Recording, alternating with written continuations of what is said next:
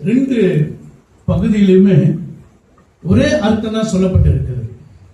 ஆனால் மார்க்கு பார்க்கும் பொழுது ஏலோயி ஏலோயி என்று எழுதப்பட்டிருக்கிறது, மத்தேயில ஏலி ஏலி என்று எழுதப்பட்டிருக்கிறது. ஆனால் ரெண்டுக்கும் ஒரே அர்த்தம் தான் ஆவியானவர் நமக்கு சொல்லுகிறார். பாருங்க, கடந்த 3 வார்த்தையும் நம்முடைய சொந்த மொழியில தான் நம்ம என்ன பண்ணிருக்கோம், படிச்சிருக்கோம்.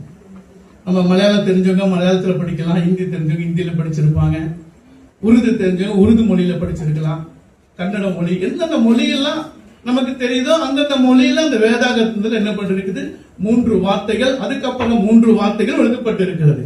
ஆனால் இந்த 4வது வார்த்தை மட்டும் பாருங்க, ஆண்டவருடைய பேசிய மொழியாகிய எபிரேய மொழியிலே அது முதலாவது கொடுக்கப்பட்டு பின்புதான் ஆவியானவர் அதனுடைய அர்த்தத்தை நமக்கு சொல்லுகிறார்.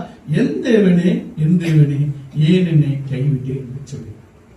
ஏன் மார்க்கு எழுதும் போது ஏலோயி ஏலோயி எழுத வேண்டும், மற்ற எழுதும் பொழுது ஏலி ஏலி என்று ஏன் எழுதணும்? எல்லாத்துக்கும் ஒரு அர்த்தம் இருக்கு.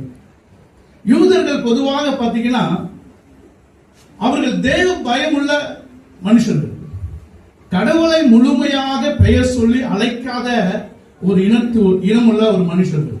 எனவே அவர்களுக்கு புரிய வேண்டும் என்று சொல்லிதான் மத்தேயு எழுதுகிறார்.